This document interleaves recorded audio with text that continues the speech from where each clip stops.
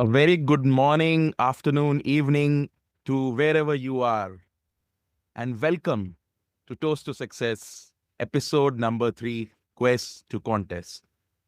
Today we have with us my co-host Meenakshi, of course, and DTM Nikhil. To tell more about DTM Nikhil, Meenakshi will continue. Thank you, Akarshak. Good evening, everyone.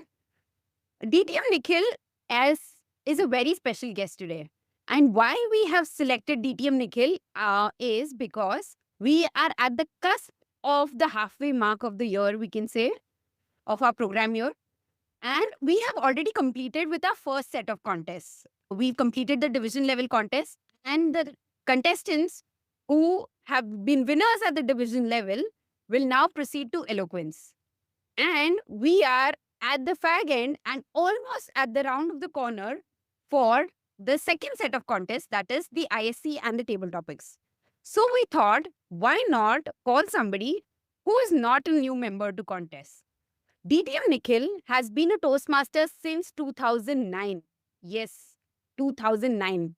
He's been a member of various clubs such as Mulund Toastmasters Club, Dadar Toastmasters Club, and is a current member of Powai Toastmasters. He's also been a regular participant in contests. He has won 2 district level contests, the evaluation speech contest in 2014 and the humorous speech contest in 2017. Professionally, he is an investment banker and is working in capital markets for over 1.5 decades. So welcome, DTM Nikhil. Thank you, Meenakshi. Thank you, Akarshak. And thank you for inviting me for this discussion. We're very glad to be here.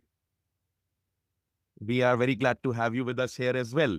So, Nikhil, let's just jump right into it. But before we go on to the questions, I have something very interesting for you to ask. Considering we also have been in a very similar industry as you, Meenakshi also has a financial background. I also come from a banking industry. Would you like to give us an overview of your experience with the banking industry in maybe 1 or 2 minutes? And what would you suggest to the people who are coming new to this industry? Well, I'm a computer engineer first.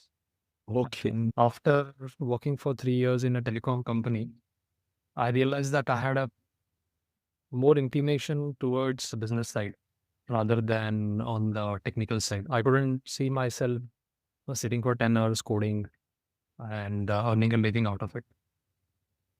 While thinking, what else can I do? I thought, let me try my hand at finance. And maybe it worked out well. So I did my MBA in finance and then I joined the financial industry and I've been there. They haven't thrown me out. So yes, it is just working well. But it comes to understanding where you are good at. And I am naturally inclined to analyze things. So somewhere I think in the financial industry, more of that comes more in handy. And it has also come in handy in Toastmasters, especially in evaluations, where both not just in the contest, but even in regular Toastmasters meetings, it gives me a lot of satisfaction to be able to help a fellow speaker by identifying what went right and how it went right and what are the things that somebody can improve upon. So coming back to your question, advice for new people entering the finance industry or anybody who is joining a corporate career. I think it's more about understanding where your strengths are and trying to align yourself accordingly. Then definitely all the hard work turns into good rewards. Absolutely. So coming back, as you mentioned, relating to contests, your professional journey, bringing it into Toastmasters contest, how do you think has participating in contests helped you throughout your professional life? So participating in contests has helped my communication and interpersonal skills in particular. And as a consequence, that has helped me in my professional life. So the difference between participating in a contest and regular club meetings, I have found that if you attend your regular club meetings, then the whole place becomes more and more familiar. You know the room, you know the chairs, you know the walls, the people who are attending the meetings. And there is a certain level of comfort that comes speaking at the same venue, speaking to the same people. But if you win the club contest, you go to the area level. If you win the area level, you'll go to the division and then to the district. The audience becomes bigger. Like literally, you're speaking in front of bigger and bigger crowds. And they are more unfamiliar to you. So if you are looking to speak in front of strangers and building your confidence to be able to speak in front of an unfamiliar crowd, then definitely contest is the place to be. Apart from speaking in contests, I also got to meet a lot of new people at such events. And to be able to converse well with complete strangers and comfortably without it being awkward is something that I learned over a period of time. And definitely that comes in handy in any profession, especially if you're able to speak in front of clients or in front of team members whom you have not interacted with much and you leave a good impression. Definitely that comes in handy, and it shows that you're able to handle such conversations well. Then naturally, if you are a good communicator, even if you are a little weak in the technical areas, the overall impression is more positive. And if the overall impression is positive, then definitely there is growth.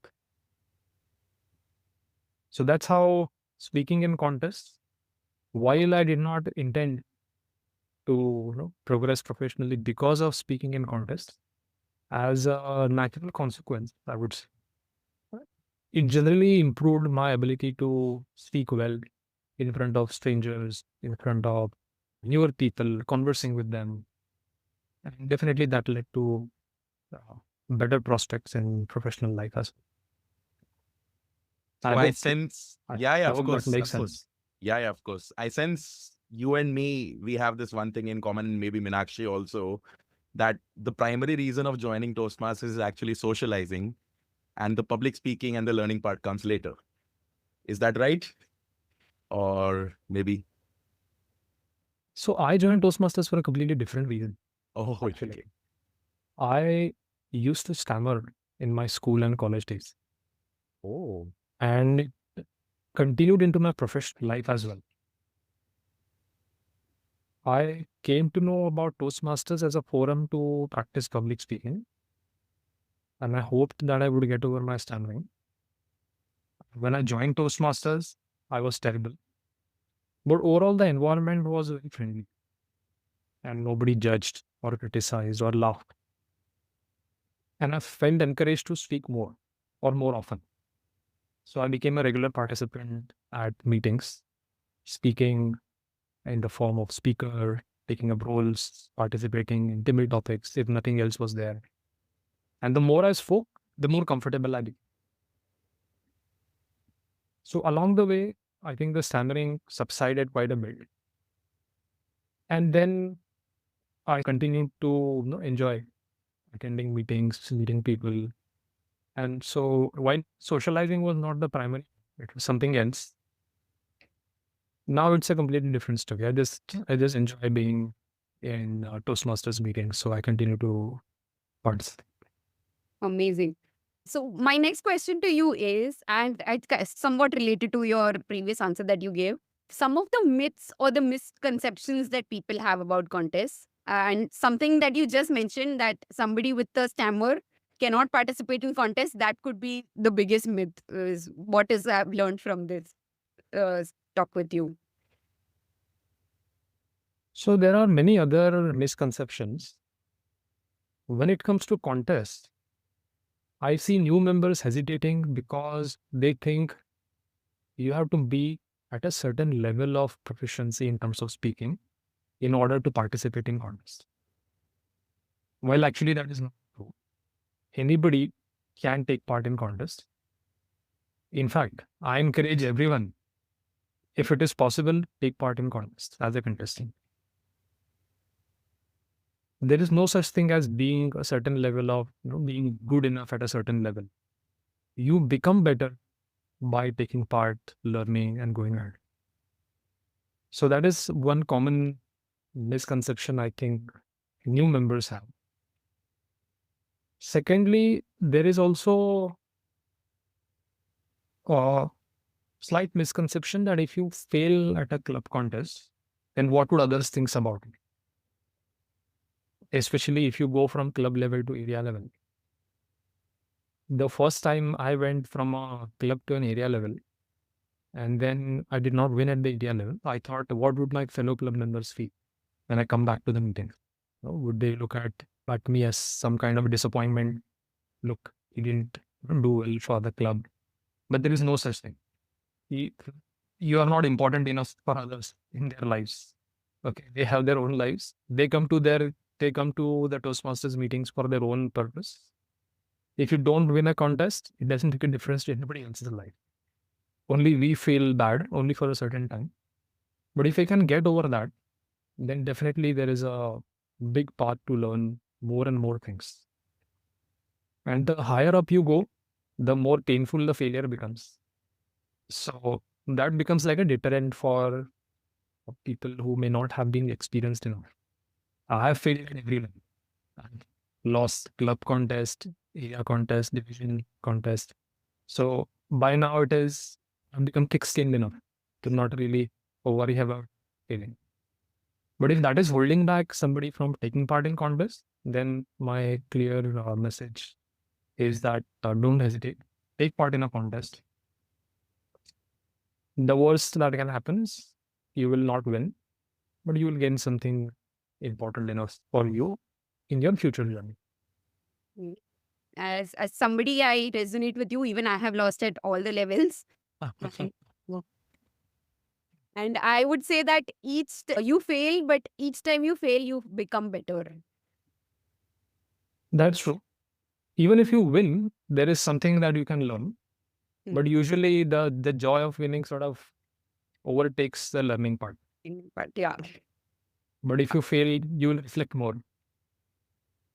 I wish I had taken this advice. I should have listened to the advice from the both of you. Considering when there were contests in my club, I only took part in humorous. I completely skipped evaluation, thinking that it's not my forte. And then I missed out on the learning part. So definitely, the humorous was a good learning, but evaluation, it's something which I still find challenging. On that note, actually, Nikhil, we wanted to know that, let's say there is a test speaker in an evaluation contest, or someone who is new to table topics and they are not feeling very comfortable, they're not familiar with the outside territories. What is that one advice would you give them? The more familiar you become with the environment in which you are going to speak, the more comfortable you become in terms of speaking. So whenever you're going to a new venue to speak, even if it need not be a contest, it can be a demo meeting, for example, where you are being invited to come and speak as a speaker or a role player, or it's a corporate event that you're asked to speak. Make it a point to give yourself enough time to familiarize yourself. Especially if it's a contest, before the contest, go on the stage and just see how the audience looks. Because if you are a contestant, let's say, and you have not gone on the stage before, when your name is called, you go there, and suddenly there is a landscape that you see of unfamiliar faces. There are lights in your eyes, maybe the room is bigger than what you imagined, and so on. That suddenly is a lot of more information to process apart from what you're going to speak. So take that out of the equation to the extent possible.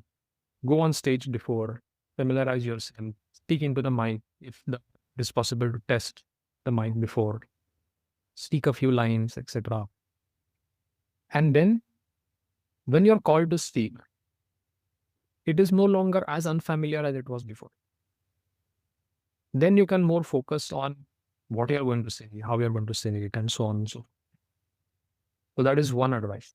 Second thing is, at a new place, don't do anything that is out of the ordinary. Okay.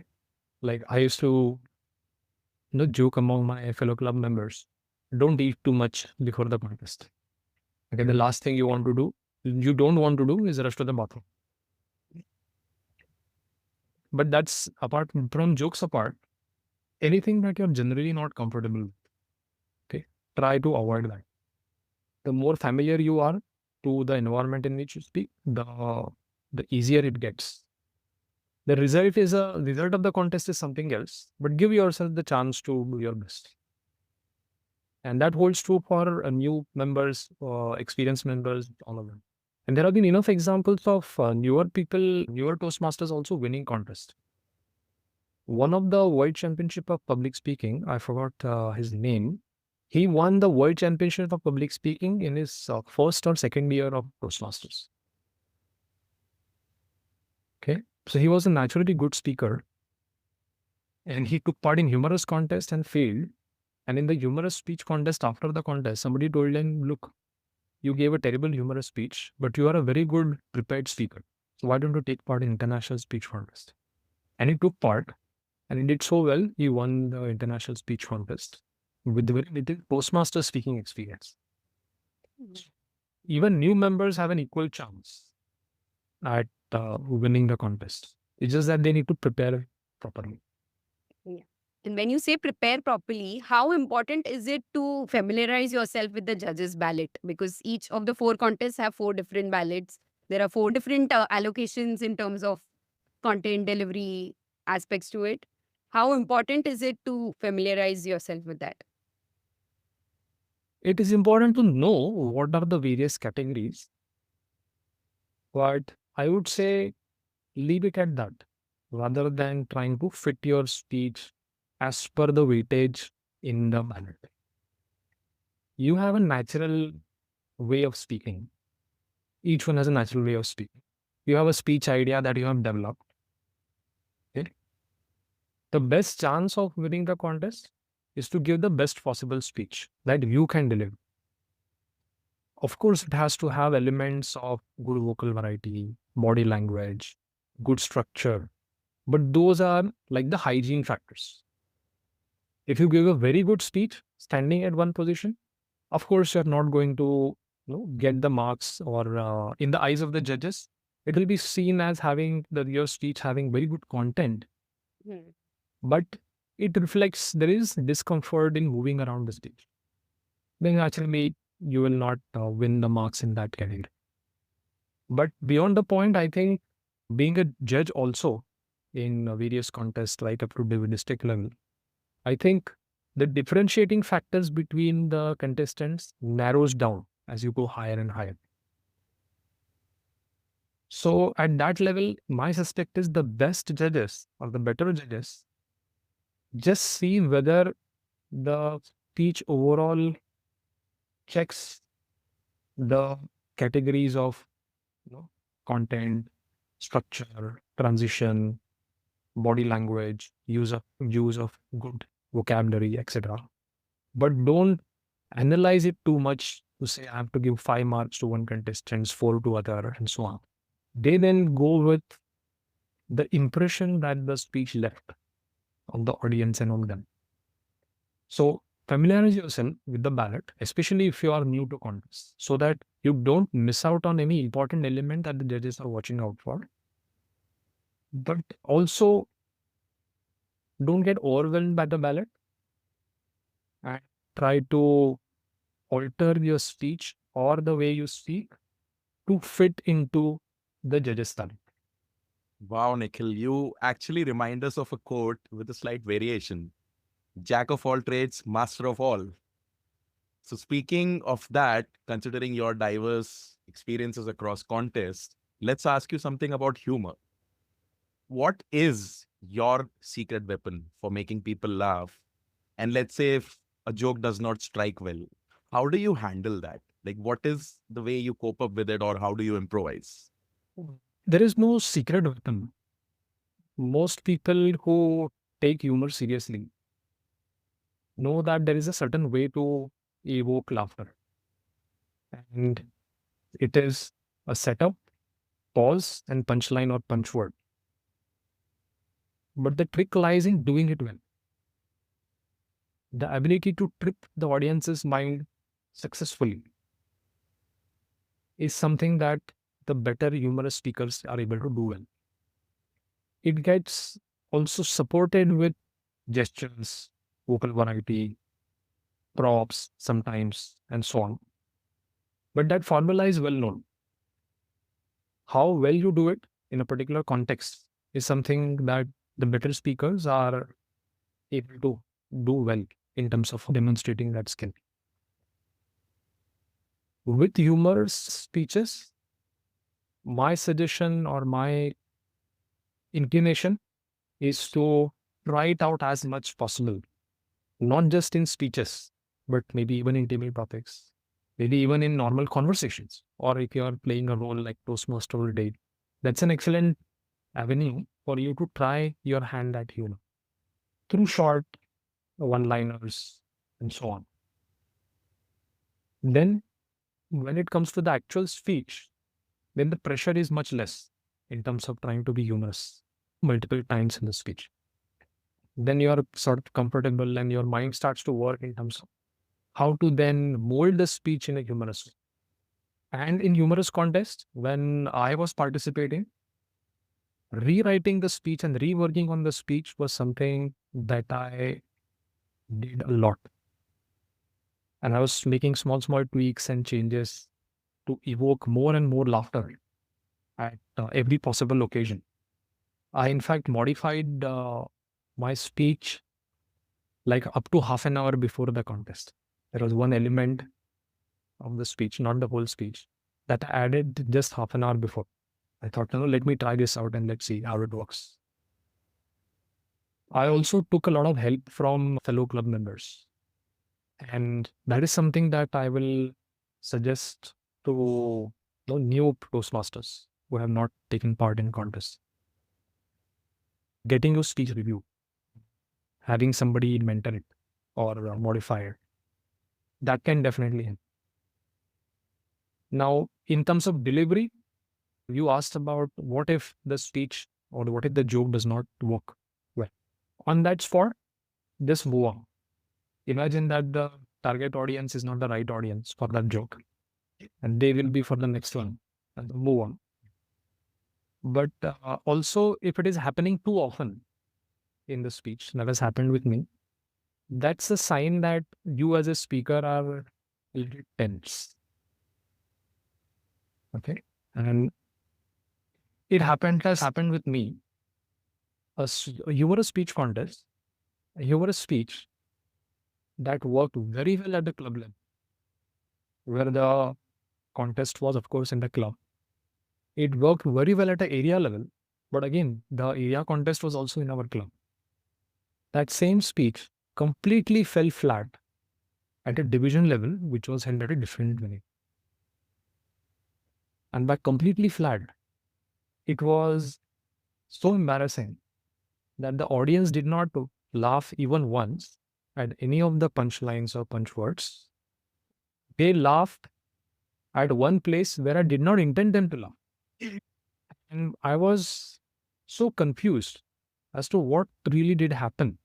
And now I realize, looking back, because of the unfamiliar environment, I was tense. And the audience may have sensed my tension. And they became tense. Subsequently, later on, I took part in the other humorous contest afterwards. And unknowing to myself, I understood that I need to be relaxed while giving a humorous speech. If I am relaxed, the audience is relaxed. If the audience is relaxed, they will respond to the punches more naturally. And I see this happening with other members in our club who give good humorous speeches at the club level, but don't get enough laughs at the area level with the same content.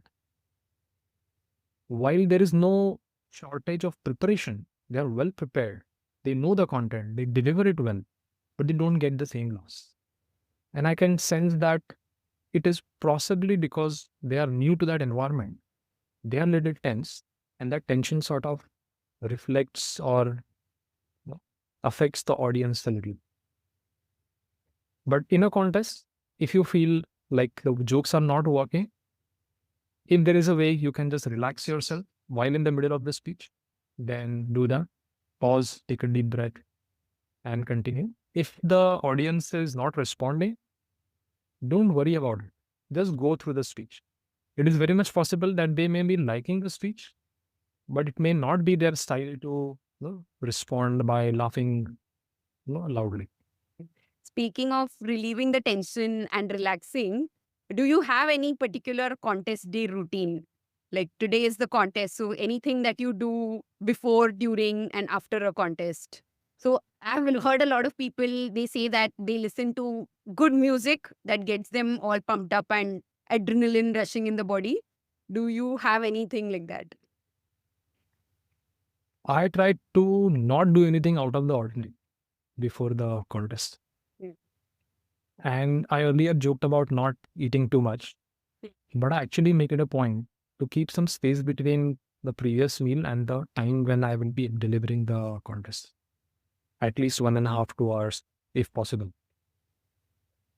Somehow that works best for me. Before the contest, especially if you are in a humorous contest or an international speech contest, you have a choice whether to sit in the auditorium or the room or stay out and be called when your turn comes. I make it a point to sit and listen to other speakers, not think about my speech at all.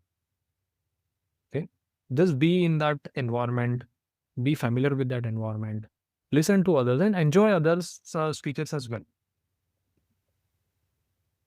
That's the pre-delivery routine.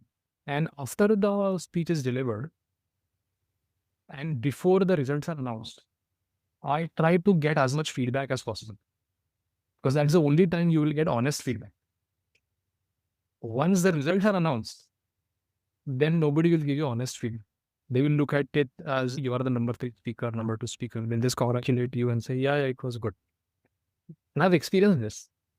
In the evaluation contest finals in district, after the contest was over, I asked for feedback and I got very honest feedback that my division level evaluation was much better than the district one. Mm. Okay, so I made a point of all that. And then the results were announced and I was declared the winner. After that, whenever I was asking anybody for feedback, nobody gave me any good feedback. They all said, no, it was very good. Mm. So that's my routine, if you can call it. I make it a point to not do anything extraordinary before the contest. And after the contest, I try to ask for feedback. So one tip to elevate the tension that you were saying, just be relaxed. So I try to sit at one place and just breathe normally. Okay. And depends on my preparation. Sometimes it helps me to run over the speech in my mind. And especially the opening line, I learn it by heart. Because I want to take away the uncertainty of what am I going to say at the start. I may not learn by heart the rest of the speech. I know the main points, I know the transitions, I know how it is going to flow. So that there is some spontaneity also. But the opening line is definitely what I will memorize. Because I want to remove the uncertainty of how I'm going to start the speech. That is one thing that I try to, which has worked fairly well for me.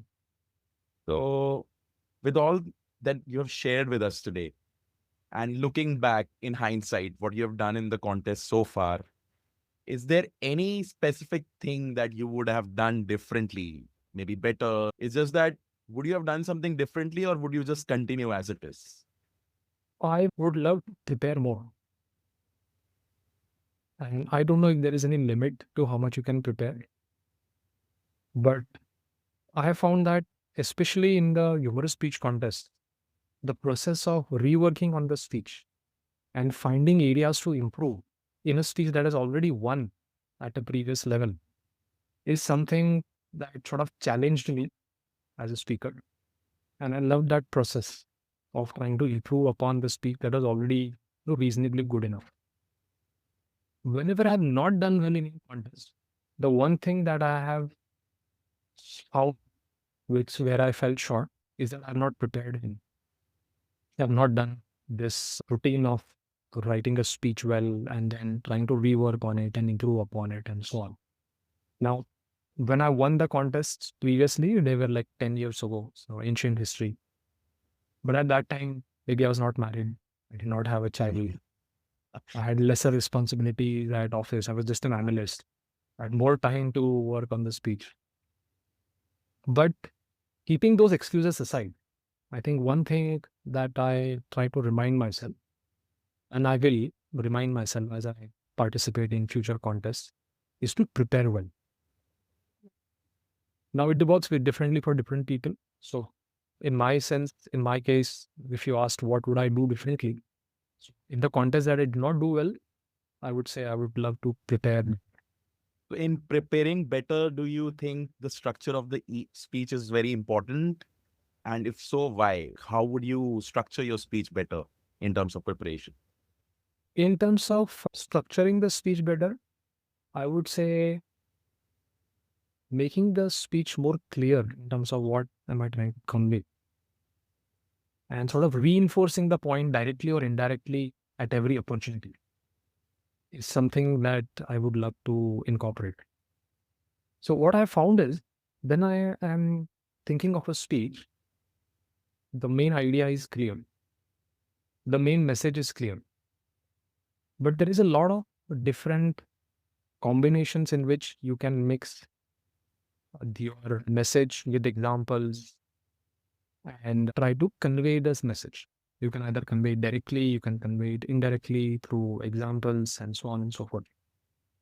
Whenever I have not given a good speech, even at a club level, the feedback has been that the messages were mixed. There were too many examples, or there was too much lecturing that happened. And whenever I have given good speeches that I am satisfied with, and the audience also has appreciated, is where there was sufficient clarity in terms of what I was trying to convey. There was reinforcement of that message at every possible instance. There was a fair amount of balance between sort of content and examples, illustrations, and so on. And it went smoothly and fluidly. So reworking on the speech will mean making the message more and more clearer and more lucid in terms of when the audience is receiving it, they will be able to clearly not have second thoughts about what is this guy saying. They'll be very clear. And that's, I think, will leave a better impression. So you mentioned about preparing better and reworking it at every level. I have a follow-up question on this, that how many times do you practice a speech? Because sometimes there is this feedback that the same speech, if I practice it multiple times, it tends to become mechanical in a way. The jokes become so manual that you know that the joke is about to come and it just doesn't flow naturally. So where do you draw that line of preparing versus over preparing? I don't think there is such thing as over preparing. But there is a way in which you can prepare improperly. If you look at a speech as reciting a certain set of words, then there is some gap in terms of how to prepare.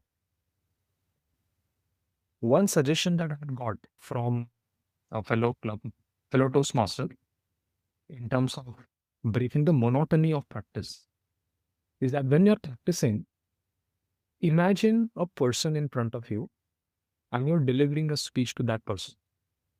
The next time you are practicing a speech, imagine somebody else sitting in that chair and you're delivering the speech to that person.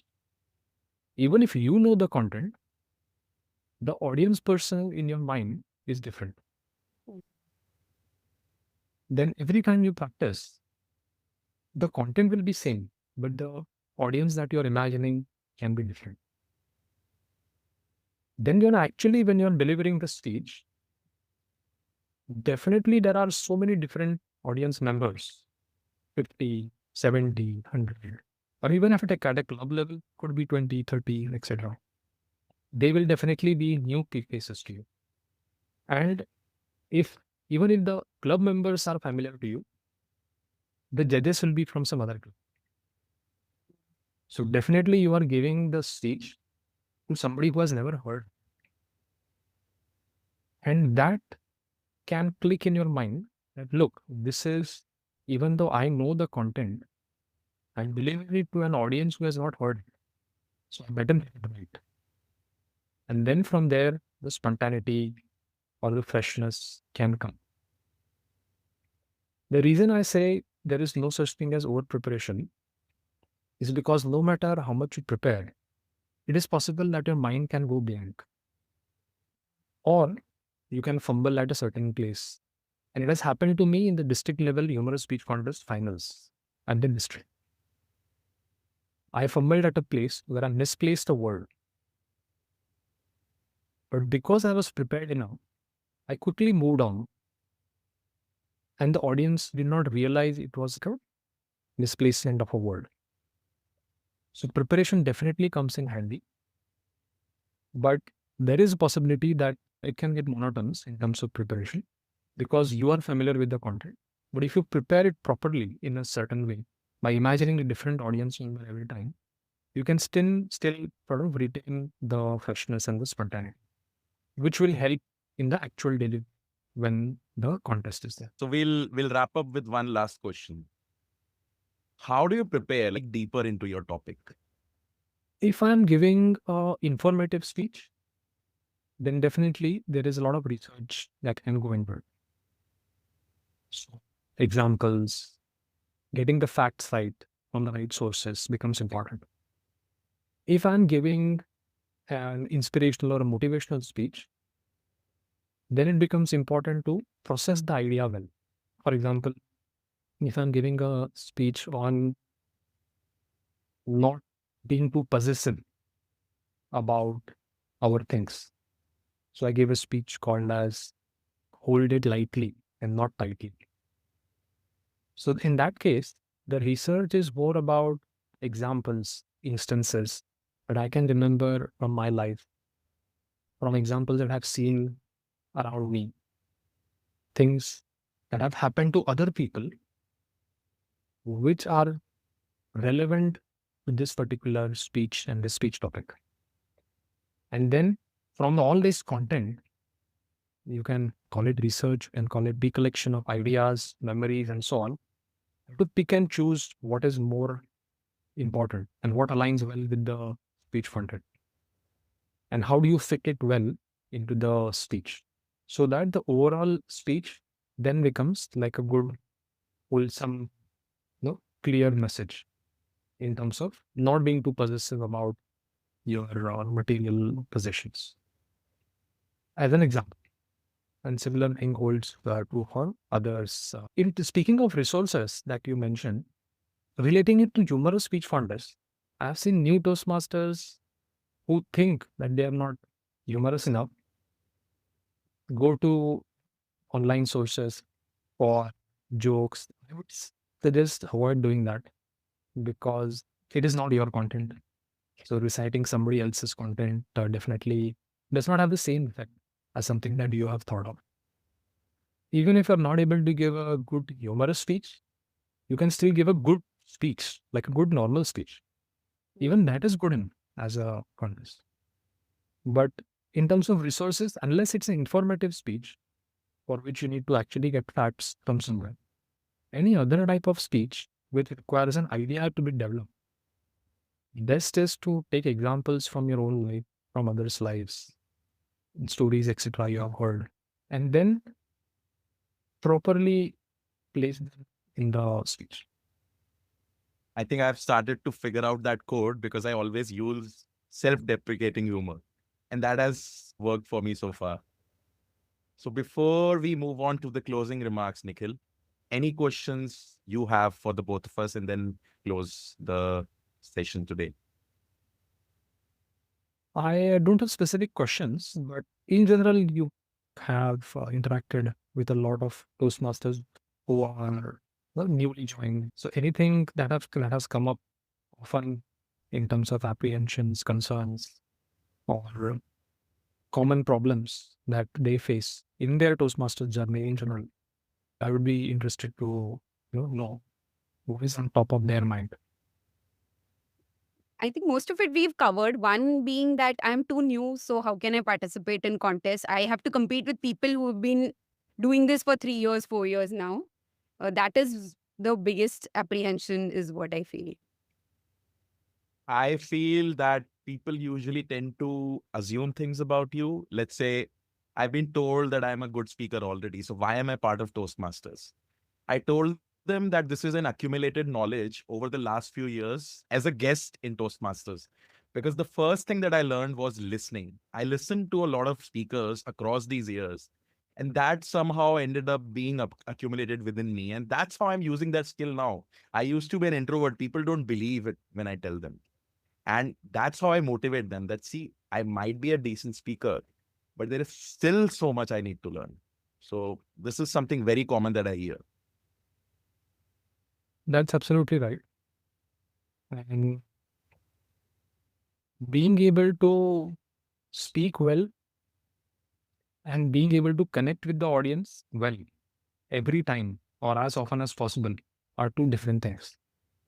So even though I became like a decent speaker many years ago, the challenge to connect well to a new audience every time is something that's a new experience every time we come up to speak.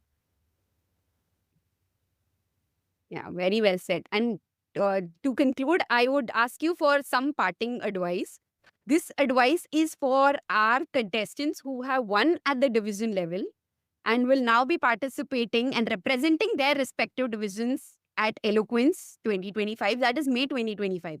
So, right now, it may seem that, oh, it's months away, but now is not the time to slack. Now is the time to pull up your socks. So, any words of advice for our contestants who will be participating in Eloquence? Because you have won at both HSC and ESC. So, your piece of advice for them. Especially since there is a long time between now and the contest day, there could be a possibility somebody may say, I'll relook at my speech in, say, March, April, and so on. I would suggest have a look at your speech maybe once a week, once a fortnight. Don't wait for March, April, or a later date. Even if you don't work on your speech, just read it once. It will bring back memories of what worked well at the division level. And once you are constantly in touch with the content, new ideas will come in terms of where can you improve. Even if no idea comes in, that's also fine. It's like being in touch with somebody like a old friend. You may not have an agenda to say hi to that person. You just say hi, how are you? All well? Yeah, let's catch up sometime. That also is good. So that later on, when it comes closer to the contest, if you are not familiar with what you have delivered, then it starts to appear seriously strange. You have to get into that mode of, okay, I had delivered this content. What worked well? I don't remember. Let's see again, and so on. And it takes time to become more familiar. You can avoid that by just reading the speech once a week, once a fortnight. Put a reminder if you want to. Reading your own speech will take not more than 7 minutes, right? You have given a 5 to 7 minute speech.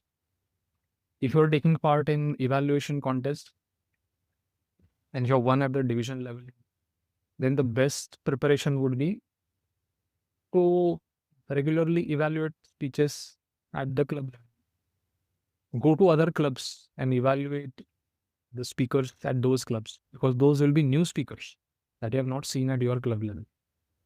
So when the test speaker comes at district level, who will be unfamiliar to you, you will still be comfortable giving a good evaluation. So that way the preparation can continue in a light manner without stressing yourself too much. But at the same time, it will be like a regular touch point that can help, and not put too much pressure on you at the end. That's my suggestion. Thank you so much. Thank you, DTM Nikhil, for taking out your precious time and giving us these insightful advice. I think this is going to help all of us, not just those who are participating in contests, but even for regular club meetings, evaluations, table topics. I think this is going to be very useful for all of us. Thank you so much. And we now come to the end of episode number 3 of our podcast, Quest2Contest. Thank you once again for inviting me, and I'd like to speak with both of you. That was distinguished Toastmaster Nikhil Salvi. We have Meenakshi Ranganathan, my co-host, and this is Akarshak. Looking forward to seeing you in the next episode. Thank you and have a good day ahead.